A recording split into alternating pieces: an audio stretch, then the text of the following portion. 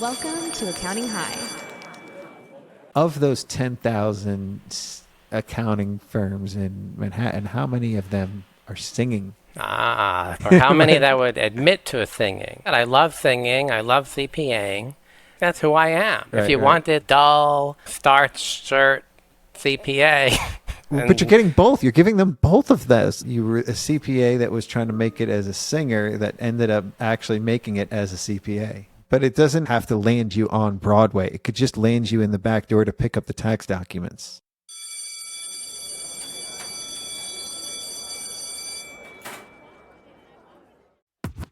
Hi, class is in session. It's time for Shoperations at accounting. Hi, class is in session. It's time for Shoperations at accounting. Hi, kids. Hybrid teams, for Pete's sake. I'm trying to manage through screens, but I can't figure out which Zoom window's my next meeting. Well, since 2012, my firm's been in the cloud. Join us as we go deep. I'll try not to run it to the ground. We're sharing profit and loss and managing back office. The tax staff just quit. Tried to hire on LinkedIn, no luck. And scope creep team count cash, automate tax, compliance transactions, ID and bottlenecks. Come on, ops. Scotty, wait a minute. It's my firm, dog. I know, and I said you could run it however you want. Introducing the star of our show, The Singing CPA, Steve Zelin and Scotty. We're gonna have a problem here.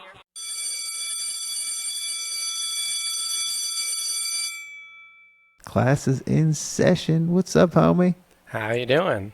In the thick of tax season, you're making time for Accounting High. No better place to be. No better place to be. Steve Zelin, tell our audience where you're calling from. We're in New York City. New York City. Tell our listeners what you do, about the size of your firm, roughly, what kind of practice it is. So we've got a full-service accounting firm. It's a small firm, about 15, 20 people. And we're here in the middle of New York City, or Manhattan. Okay. How on earth did you end up as CPA in Manhattan? That's a good question. I guess about 50 of us standing in a line, and everyone took a step back at one point, and there I was. And you were the last one left? Yeah. You are the singing CPA, too. I would ask about the singing first, but I think it begs the question is more so why the CPA route? Everybody wants to be a singer. Everybody wants to be a dancer when they're a kid growing up. Not everybody wants to become a CPA. Well, I mean, back in high school, I never heard of accounting, and I don't even think we had many accounting or bookkeeping classes. But when I got to college, I wanted to kind of major in business, and I took some accounting classes as part of the requirements for the business degree, and I noticed I was pretty good at accounting and the accounting classes, and I also noticed that a lot of other people weren't so good. And so I looked into the accounting industry more and accounting as a career, and we get to look under the hood of any kind of business, and we get to ask questions. We can ask any question we want, and that was pretty intriguing for me. Did you always see it as a path to working with small businesses or working with business owners?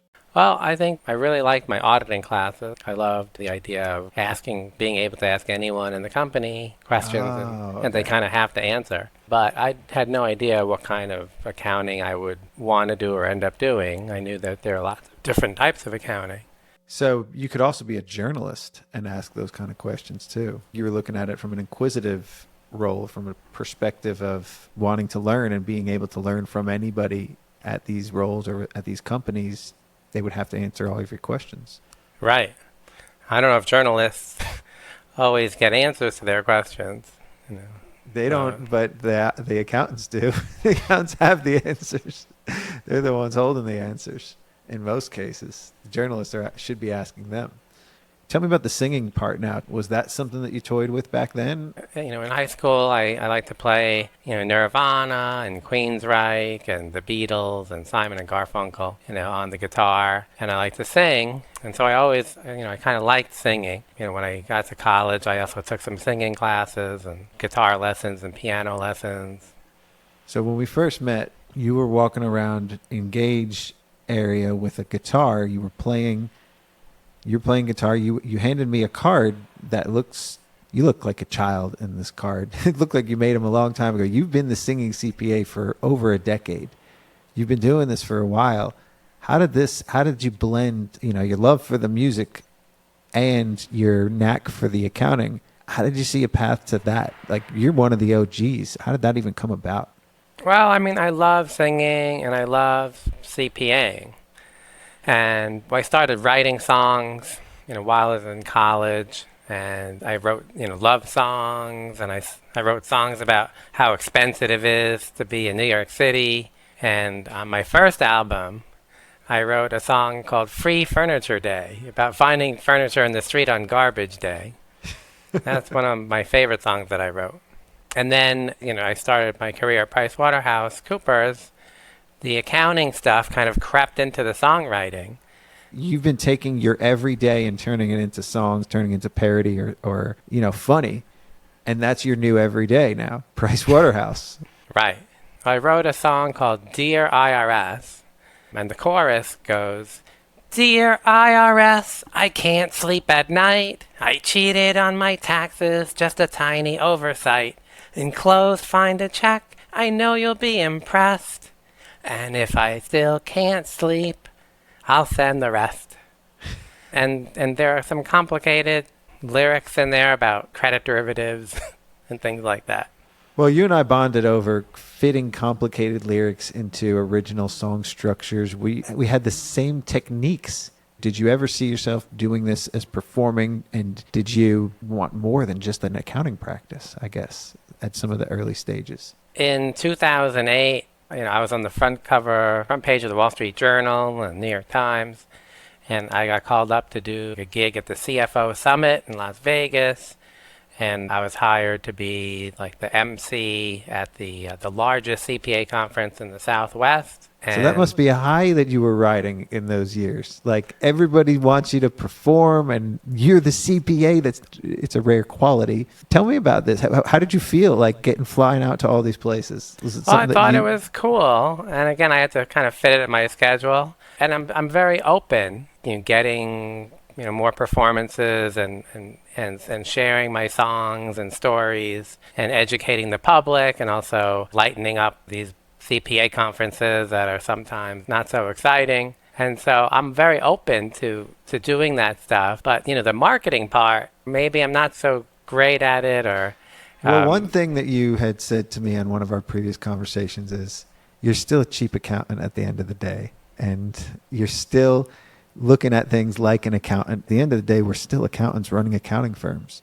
So now let's pivot our conversation to actually talk about that, because you've had 2 acquisitions in the past couple of years. Among all of this singing and other fun stuff that you do, you also made toothbrushes for kids. I mean, we could talk about that toward the end too, if that lends itself to the conversation. But you're also running a pretty successful practice. I know you're being modest about it. That's what's paying the bills, right? Definitely. The royalties are, the nickels are rolling in. Nickels are rolling. You're filling up a couple piggy banks with this, but you're filling up closets with toothbrushes. That's what you're doing with those. That's what those dreams are doing, is filling up closets. At the end of the day, you're also filling up bank accounts, though. Tell me about this practice. So how did you go from Price Waterhouse to ended up owning a practice? Yeah, so I worked at PricewaterhouseCoopers. I was in the first merge class in 1998. And then I worked there, for over 2 years to get my CPA license, and did a whole bunch of things and worked on a bunch of projects. And one of them was like a credit derivatives consulting project for JP Morgan Chase. Great experience, lots of fun. And I kind of did what a lot of my peers did at the time, which was, they jump ship and they go work at the client. The client, was interested in having me, come over. That's what I did. And so then I was kind of in charge of a portfolio of billions of dollars of these credit derivatives, which sounded very exciting at the time. But then, when I was in the role, it was kind of just watching the portfolio go up and down every day. After about a year of that, I was looking back on my career at the time, and I was like, I kind of like more the Price Waterhouse stuff, the stuff I was doing where I'm doing different things every day, rather than watching the portfolio go up and down. And so I took a job at a French bank, Société Générale, which is a French bank, and they give you free French lessons. So I learned French, and I went to the gym every day, and I wrote a bunch of songs, and they paid for my MBA. and I worked in their internal audit department, which was really cool because I got to go to all different places in the bank and ask lots of questions about how the operations work and what are the risks and what are the controls that they have in place, and I got to write reports. And so I also got to go to Canada and Panama and Mexico. Did you get to go to France? I did not get to go to France. You went everywhere. I went everywhere Yeah. but France, and that's one of the things about French banks, where the French people come here.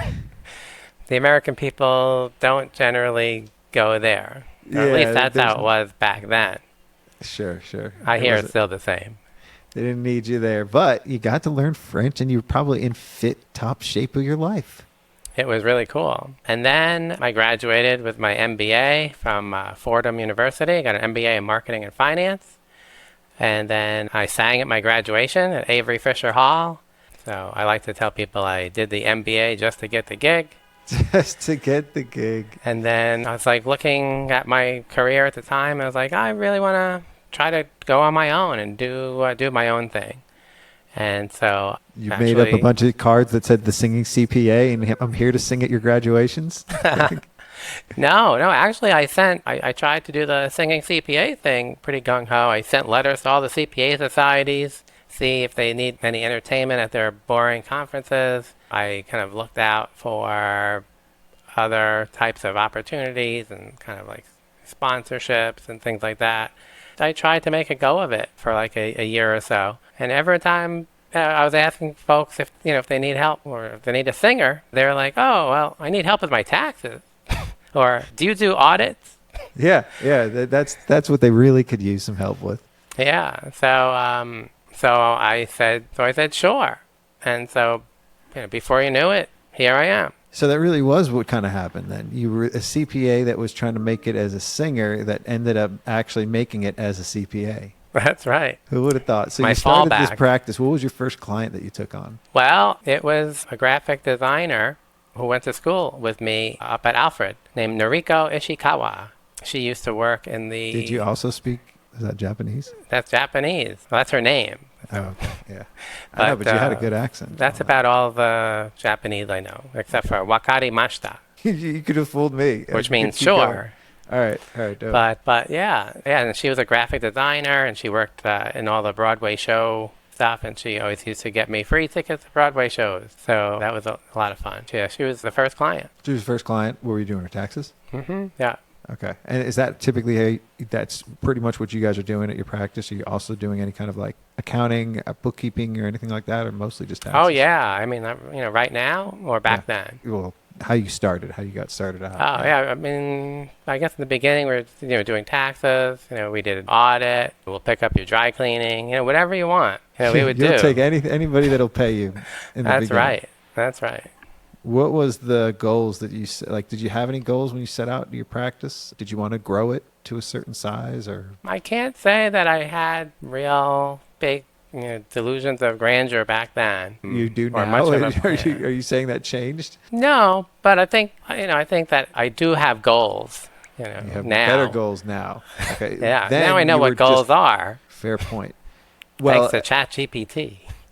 thanks, Chaz. In the beginning, though, was it more of just to put some food on the table? Were you like in a relationship at that point? What was the drive to start your own business? I was looking back again at what options there might be, and whether I wanted to go back to corporate America, or what types of clients would I want to work with. Like if you're working in the internal audit at a bank, then your bank, or the bank is your customer, or your manager is your customer. And so I didn't really feel like that would be the best kind of use of.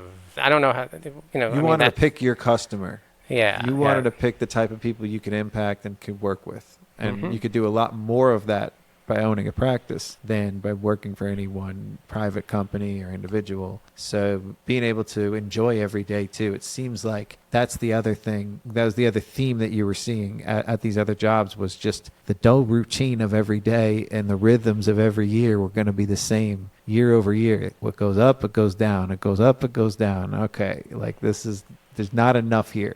But then working with real people and helping solve some real problems, and get some tickets to Broadway while you're at it. Why not? Like, so did you see a certain type of client that you wanted to work more with, or what was I think that accountants have great relationships with their clients. And I know that for my clients, we have a lot of musicians and artists and graphic designers and creative people. But everyone really has, their own story, and they're all at a place in their life, and they all have goals and dreams. And, I feel like with my background, I'm able to help them. And with my network, I'm able to help them. And with my team members, we're really able to help them with anything that has to do with money, and maybe even stuff that doesn't have to do with money. You can speak their language on both fronts, so you can help translate the accounting. You may be able to speak French, but you can also speak finance to a lot of these, and you can translate some of that for them, but you can also speak the language of the creativity, the music. If you're working with any creatives, and the more of those you work with, the probably more it energizes you anyway,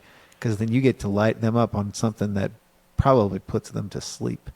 Nobody wants to deal with this kind of stuff. So tell me, why on earth would you even think to do an acquisition? You seem that you were pretty happy with what was going on, and you didn't have big aspirations to grow and all of this. How'd you get tangled up in these acquisitions that we speak of? It was Ed Medlowitz shouted you out on an episode he did with me, and he says, yeah, he's been through a few acquisitions too, and he's building you up. I think the acquisitions are just kind of referrals from friends.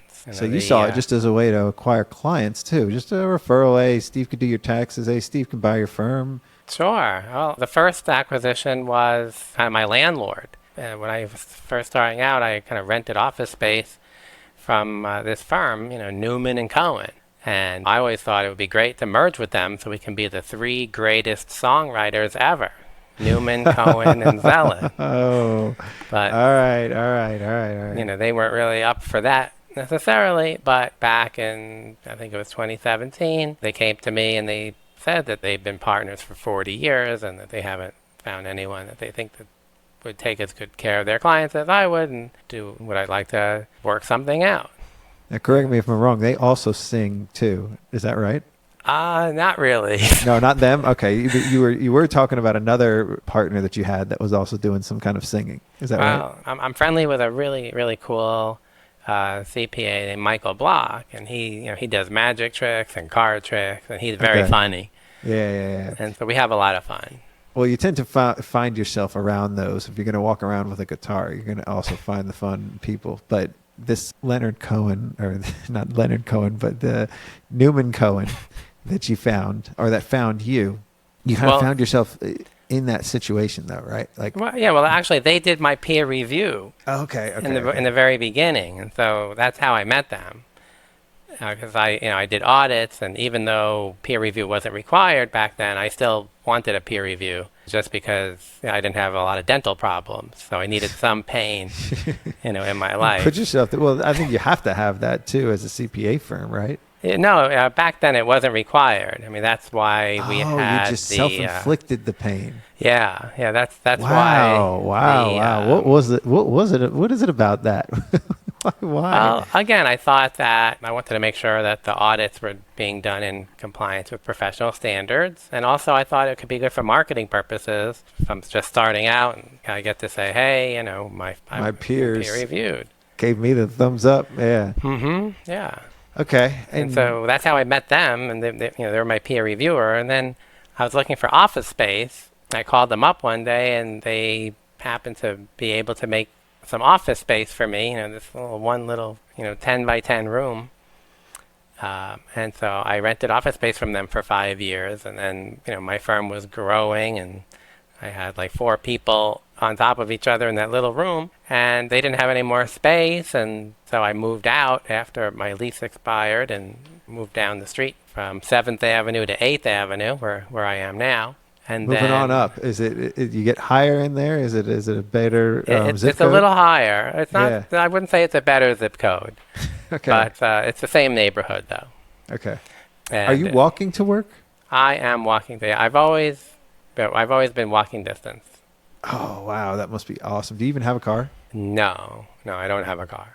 Oh, wow. That's so cool. That's just a dream for me. So back to the story here. So you're moving on up. You're up on 8th Street, and then you acquire the peers. You become the one that was doing the reviewing. Right, yeah. So they So were like, how does that work now? You don't get the peer review anymore? well, they don't do it. Right? Right. They don't want to do peer reviews anymore. So I've been doing peer reviews. And so, And you reviewed yourself? well, you can't review yourself.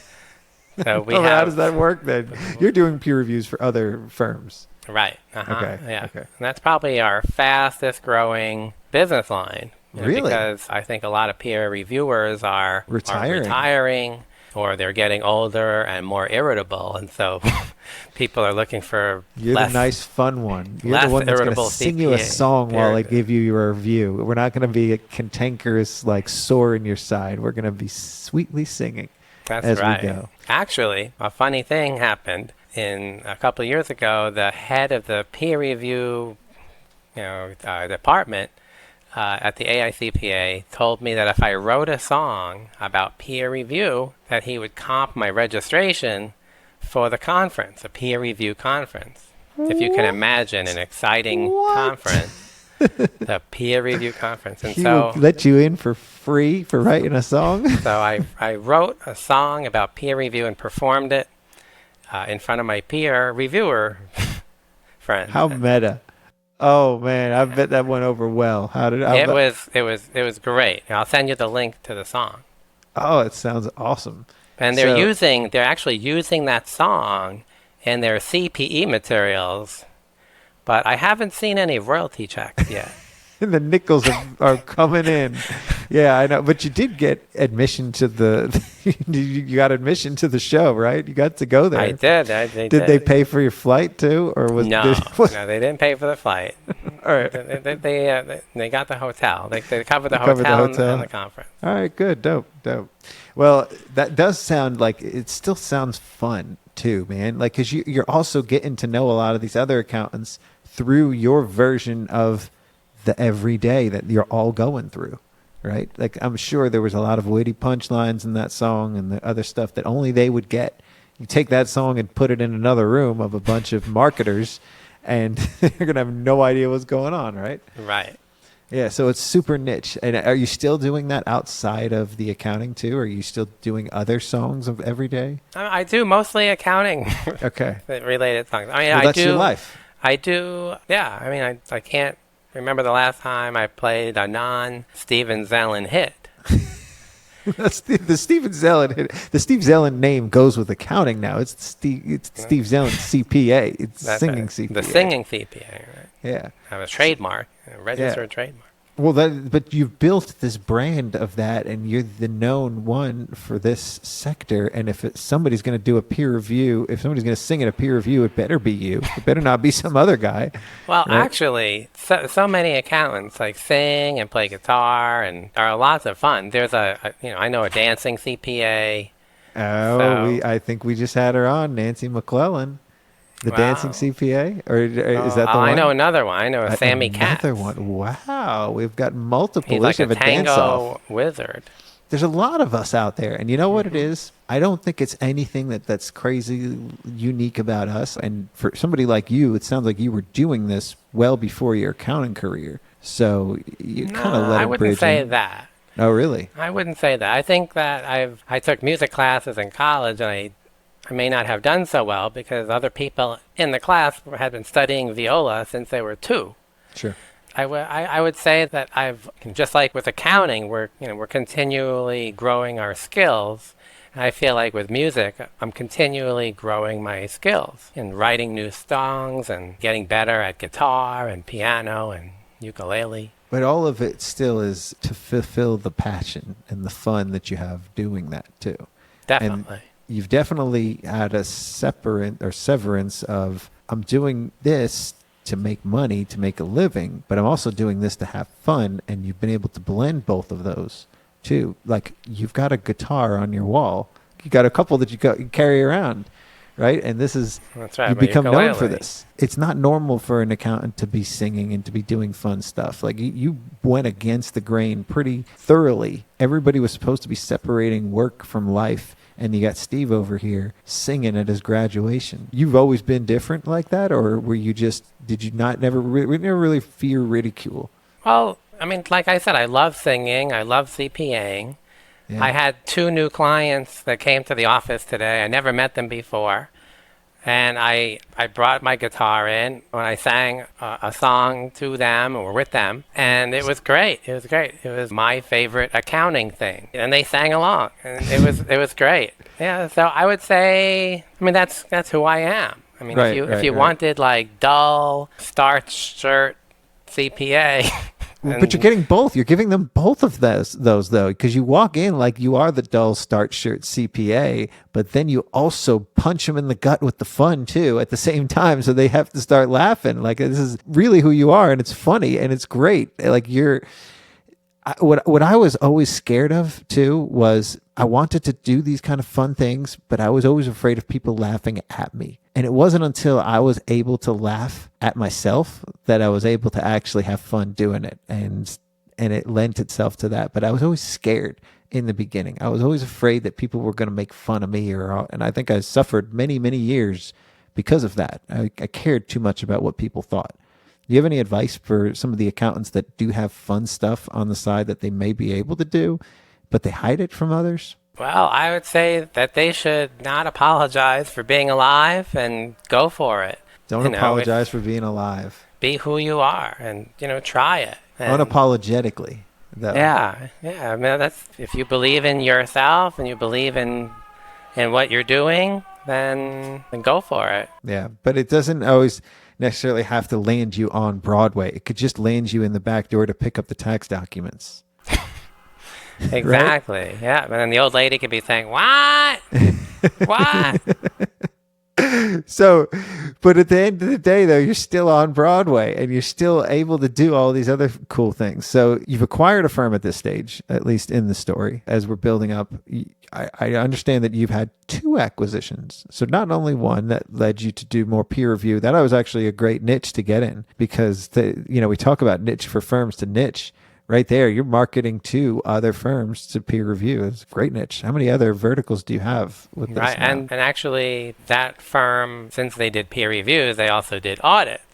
And so that helped to build the accounting and auditing practice, and which was really, really great. And again, they've had their clients for 40 years, and so they had really great, really great retention. Clients. Yeah, and long-term stuff. What kind of clients are you auditing? Lots of nonprofit organizations, and I mean that was basically mainly nonprofits at that point. Dope. Yeah, my grandfather built an entire practice up in New York just doing nonprofits, and then he ended up building a software in his practice and split that out.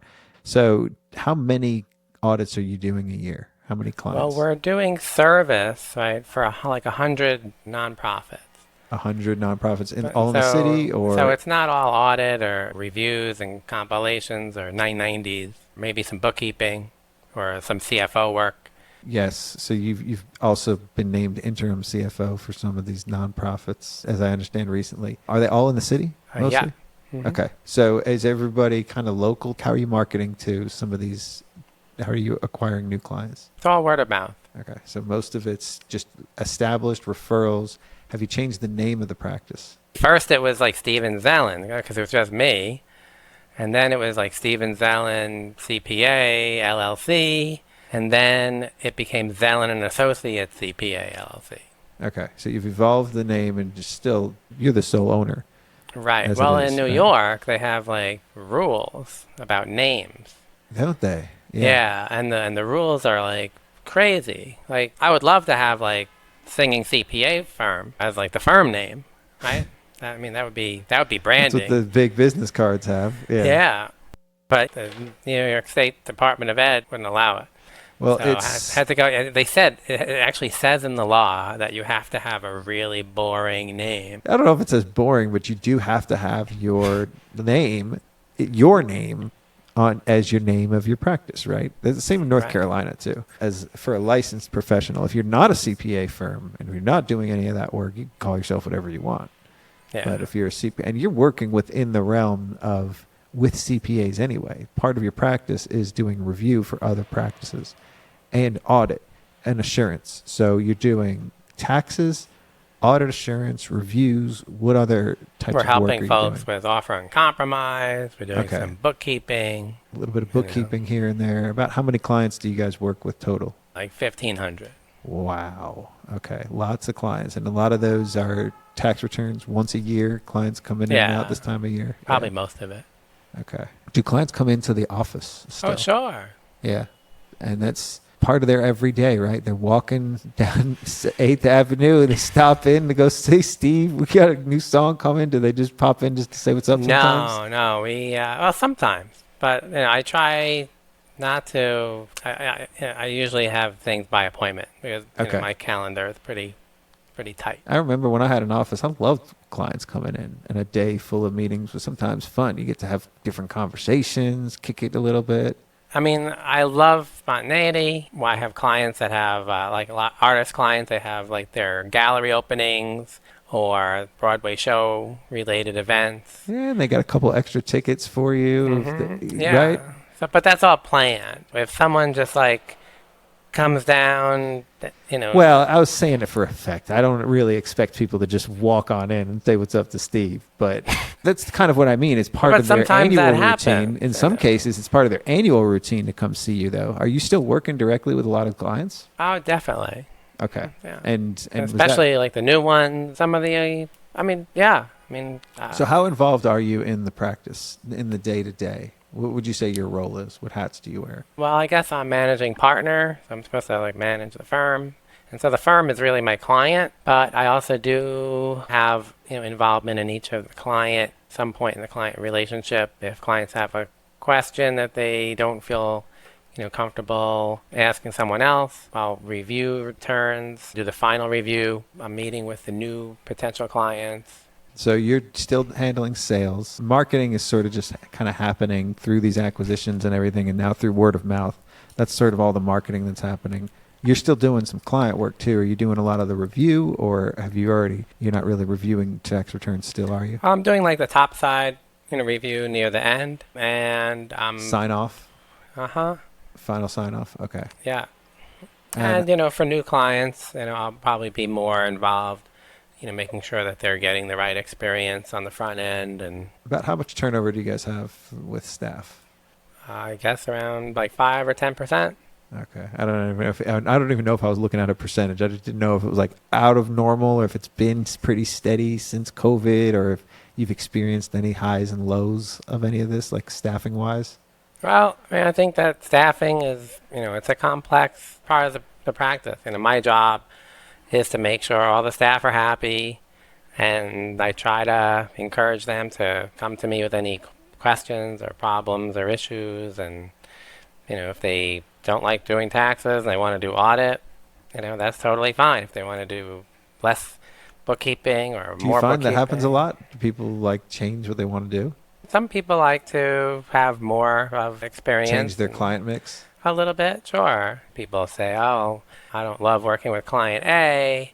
I'd like to graduate, to client B, and that's great. How much time do you get to spend doing stuff like that or activities like that, working with the team? I meet with everybody once a week. So, Oh, really? yeah, I try to have one-to-one meetings with everyone every week. Are those happening in the office? It's usually on Zoom, since Zoom? most Okay. everyone's working remotely. And what percentage, what percentage of people even come into the office anymore? Like pretty close to 0. So, are there times where you will have people in, or really it's just somebody to kind of pick up documents, like if people drop off stuff? We have kind of like administrative folks that are coming, on Okay. a more regular basis to help with like scanning and, depositing the checks and stuff like that. But Have you ever considered downsizing? Because you did used to have 4 people fit in one room. Now you have multiple rooms with no people. that's true. That's true. Well, I think that it's good to have an office. I think that the idea of having a CPA firm And I think for a new kind of client, they would want to go somewhere to meet their accountant. Somewhere for that the there's a first bookshelf time. with a bunch of books on it. That's right. A meeting room that they could go in where they feel safe. Right. So you have a meeting room where you meet with new potential clients, and typically are those still done in person? A lot of those new client meetings? Just like I said, today, we had 2 new so clients. your office and your building is really your marketing. Well, I wouldn't say that. It is in a lot of ways. It is now. But I guess it is part of the marketing. It built a lot of trust. I mean, the rent can't be cheap. It's not cheap, but it's not crazy. We're not in an A building, but it's still a nice building, and the office, is nice. Actually, one of our clients did the build out for the office. Oh, really? Yeah. Dope. No, I can only imagine it wouldn't be something that you would want to let go of too, because that's still part of the identity now. Well, I'm open to that. I agree with you that, I love my team members, but I don't need to have them in the office. It used to be a with thing, me. though. That used to be a mindset. You lived through those times where you used to have everybody working on site. That is true. Now, what about audits? Are they still going to clients working on field audits? Are they going to different clients doing things? Sometimes. But not. Not that all doesn't the sound time. like. Okay, most of that stuff is still. Most being of done it remotely. we're able to do remote. Okay. How do you keep the culture going with the team? How do you keep loyalty? Well, I think that the one-to-one meetings are really helpful. I think that's, I want to build that connection, and I want So to you do that share with almost how many feedback. people? Every week? Every week, yeah, 15. 15. Okay. That must take an entire day, one day a week. Yeah, it's kind of spread out Oh, do you? throughout the Okay. week, but yeah. And then I would like to have more in-person events, but that's something that we need to schedule more of. I think that's also important for building culture. Sure. Do you have like a company party for the end of the year and stuff like that too? Are you talking about outside of that, doing more like just gatherings, or maybe take everybody out or something? Yeah, I think it would be cool to do a retreat. Oh yeah, that could be real fun. What does the team think about the singing? I haven't asked them. I haven't asked them, but did they ask you? Are there any of them that are more inquisitive about it than others? I just haven't asked them what they think about the singing. I know. I'm sure. People ask me that about, what does your team think about your rapping? So I guess you would have to ask them. I'm just curious too, if there was anybody that showed an extra interest and it's like, oh wow, this is really cool, and maybe they have a passion to do something, or they're a singer too, or they have, do you have any team members that dabble in music or anything? Not that I know of, but I do think that everyone has, a passion, and I think that the fact that I do songs and perform them and go to events and things like that. I'll bet you they think it's really freaking cool. I know my team does think it's cool too. Like, I feel like they could probably trust you more too, because you're showing them who you really are, and you're not just this one-dimensional boss, so to speak. Maybe that's just the person you are anyway. It's easier for them to open up to you possibly, or them to be a little bit more vulnerable. Well, I would hope so. And again, I think that it's really important to try to build that connection, and hopefully, if someone has concerns about anything, that they would open up and they would share, and when we can communicate, right? Sure. With communication, anything is possible. Yeah. So that second acquisition that you had, another firm that was retiring. What was the scenario there? Yeah. So that was Michael Block, and That was the other singer. Well, he's not. Actually, he he can carry a tune. He's a comedy. Yeah. But he's a comedy guy. Okay. He's great. He plays tennis, he plays golf. He's really cool, and he's in his 70s, late 70s, and he is looking to slow down. He's also in the area? And actually, his office was in the building right next door to mine. So all of this is very geocentric, too. Both of your acquisitions were in the same block. Yeah. Okay, so you're absorbing everybody around you now. It's all becoming Steve's block. That's right. You're But running the that's block. The first office, well, there were probably like 500 accountants' offices in that same building. So I don't think I'm cornering the market. Oh, really? Oh, yeah. Yeah. I mean, there are probably, 10,000 accounting firms just in Manhattan Just a minute. or New York So you're City. just getting, but you're still increasing your presence. Oh, the market value, market, Market value, market yeah. share, market share. But is isn't that what it's all about at the end of the day? Isn't that what the motivator is to even buy these practices? Like, they're telling you that they're going to retire and everything. And if you weren't going to increase your market value overall, why would you even consider doing that? Well, again, I think I'd like to do what's right for the firm. And what's right for the firm is, again, we have nice, knowledgeable CPAs, right, with good, amazing staff and great clients. To me, that equals more fun and more opportunity. Because, like with Michael, all he focused on was tax. So he didn't do a whole lot of bookkeeping, and he didn't do any audit. Right? So that opened up some great opportunities for the firm. So you saw some natural synergies or natural pathways for that to work out. So not just increasing market share. You're creating your firm. Does this firm look anything like you thought it would back when you just had that one Japanese client off of Broadway? Definitely not. Definitely not. I probably couldn't even imagine, that You would I be have like in this 15 team members or 20 team members. Right. Now, of those 10,000 accounting firms in Manhattan, how many of them are singing? Ah, that's right. It might not be that many. Or how many that would admit to singing? Right. Not too many. Right? I agree. So you're differentiating yourself in that sea of similarity, and I think all 10,000 of them would appreciate the stuff that you're doing too, because it speaks to them. So in a way, you found what you do resonates with the people like you in your space, but also with your clients. The clients are singing along too. Yeah, and again, I think that in the CPA profession, I don't really believe in like competition. Like for example, like you mentioned Ed Medlowitz. I mean, he works at another firm, right? But he was, has always been very generous with his time and knowledge and resources. And other CPAs are, and I feel like I'm also helpful to other CPAs as much as possible too, because we're all, brothers and sisters. We're all have a common goal of helping our clients and helping our own firms and helping our team members. And there's plenty of deadlines and constraints and challenges that we have to deal with. But I think that by teaming up, we're all better together. And so that's how I operate. And that's how, and I think it makes sense because we're all in this together. When PPP came out, I was constantly talking to my CPA friends about, well, how are you doing the PPP thing, and how are you doing it, how are you handling it?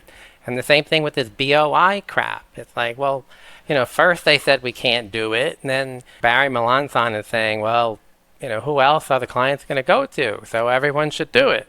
And so to figure out how we're going to help our clients, put their name in the database. And how much we're going to charge them for that. And, is that a consulting service? And we have to make a separate engagement letter. It's all stuff that we need to figure out.